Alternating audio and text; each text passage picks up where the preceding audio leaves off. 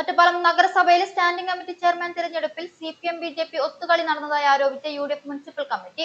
വിദ്യാഭ്യാസ standing committee chairman പദവി BJPക്ക് ലഭിക്കാൻ CPM വോട്ടെടുപ്പിൽ നിന്ന് വിട്ടുനിന്നത് ഇതിന് തെളിവാണെന്നും UDF നേതാക്കൾ വാർത്താ സമ്മേളനത്തിൽ പറഞ്ഞു. വിദ്യാഭ്യാസ സ്റ്റാൻഡിംഗ് കമ്മിറ്റിയിൽ BJPക്ക് 3ഉം UDFന് 2ഉം CPMന് 1ഉം അംഗങ്ങളാണുള്ളത്. CPM മത്സരത്തിൽ നിന്ന് മാറി നിന്നത് BJPക്ക് വിജയം ഉറപ്പാക്കാനെന്ന് UDF നേതാക്കൾ ആരോപിച്ചു. ഇത് സാധാരണക്കാരായ പാർട്ടി പ്രവർത്തകരോടും ജനങ്ങളോടും കാണിച്ച വഞ്ചനയാണ്. CPM സംസ്ഥാന നേതൃത്വത്തിന്റെ അറിവോടെയാണ് ഈ വഞ്ചന നടന്നത്. BJPയും CPMും തമ്മിലുള്ള ഈ അവിശുദ്ധ കൂട്ടുകെട്ട് വരാനിരിക്കുന്ന നിയമസഭാ തെരഞ്ഞെടുപ്പിൽ പ്രതിഫലിക്കും. സ്വന്തം പ്രഖ്യാപിത നിലപാടുകളെ CPM ഒറ്റിക്കൊടുത്തു എന്നും UDF നേതാക്കൾ പറഞ്ഞു. ഈ രാഷ്ട്രീയ ബാന്ധവത്തിനെതിരെ പദയാത്രകളും പൊതുയോഗങ്ങളും സംഘടിപ്പിക്കാൻ UDF തീരുമാനിച്ചു. വാർത്താ സമ്മേളനത്തിൽ UDF നേതാക്കളായ NK Jayarajan, PMA Jaleel, N Muhammad Ali Nalakath, PP Muhammad Kasim, M Ummer Farooq എന്നിവർ പങ്കെടുത്തു.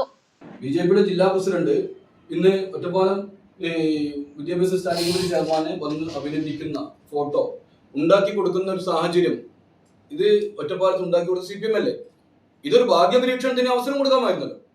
ഇനി ഇപ്പോ CPM മത്സരിക്കുന്നുവെങ്കിൽ ഒരു പക്ഷേ ലീഗിന്റെ UDFന്റെ അംഗങ്ങളുണ്ടല്ലോ, ഞങ്ങൾ റിപ്പോർട്ട് ചെയ്യുമായിരുന്നു.